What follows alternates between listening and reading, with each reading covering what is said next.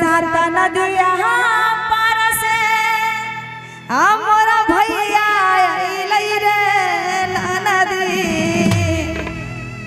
आता वो नहीं बुढ़वा मोरा विदैया कैले रे नदी तो नहीं बुढ़वा मोरा विदैया कैले रे नदी सात नदिया पार से मोरा भैया अइलै रे नदी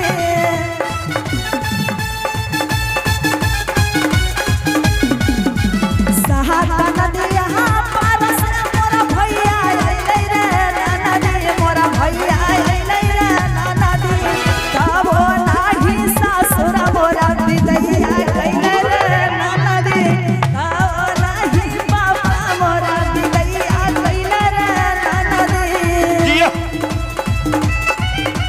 अरे क्या बात है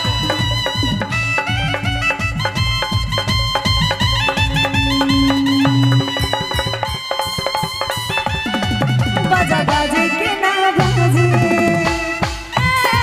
राजा जी बाजा बाजी के ना बाजी अरे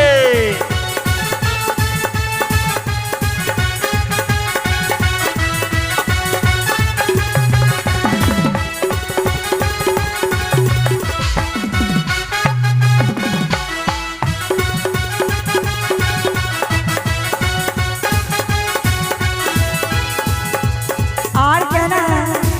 नैहर से बड़ी दिन भइले तब नहीं बुढ़ावा विदैया मोर कैले हर दिया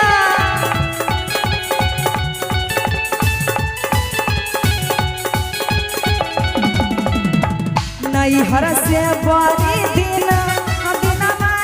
भइले तब नहीं बाबाजी विदैया मोर कैले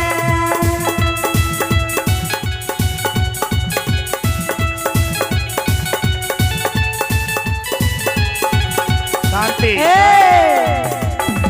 कहती है कि यार तीसिया के तेलवा अरे करहिया जरे रे नदी मान के चलिए कि आप दोनों तो बहन है ना बहन है एक भौजाई बन जाइए और एक ननद आप ननद और इनका भाई का ये आपका भाई का ये पत्नी और आप ननद आपसे कह रही है बबली जी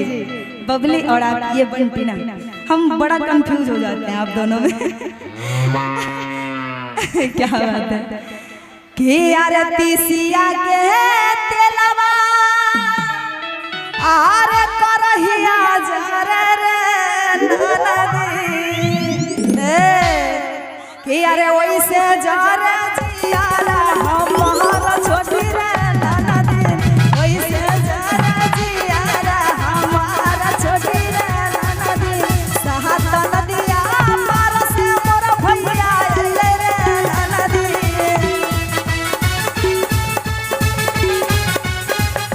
सात नदिया पार से मोर भैया अइलै रे नदी मोर भैया अइलै रे नदी तब नहीं बुढ़वा मोरा विदैया कैले रे नदी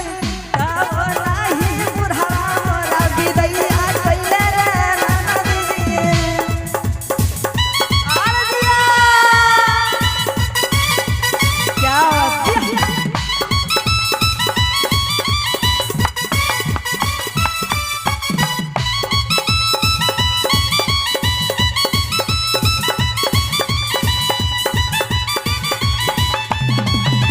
ए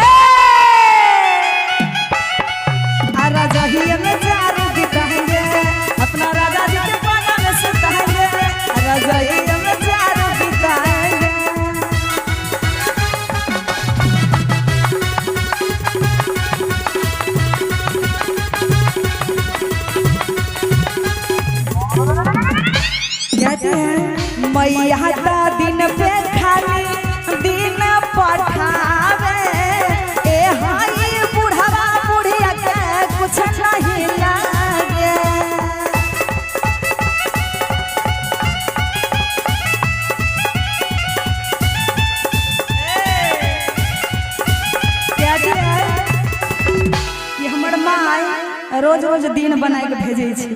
कि है हमरा बेटी के दिन बनल छे हमरा सास ससुर से।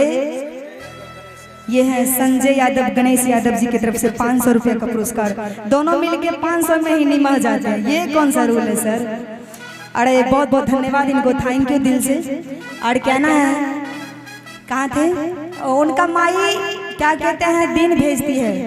और ओकर सास ससुर है न खच्चर बुढ़वा बुढ़िया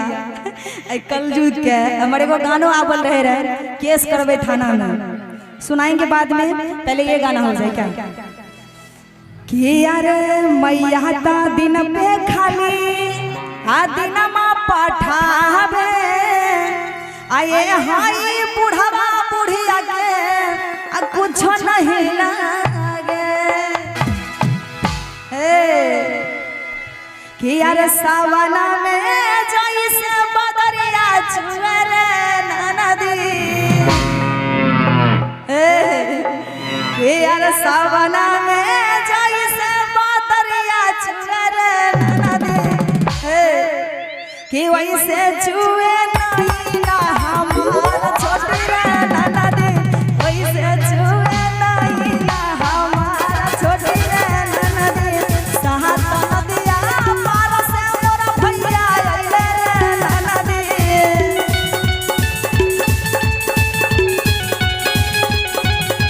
साहत नदिया पार से मोरा भैया आइले रे नदी मोरा भैया आइले रे नदी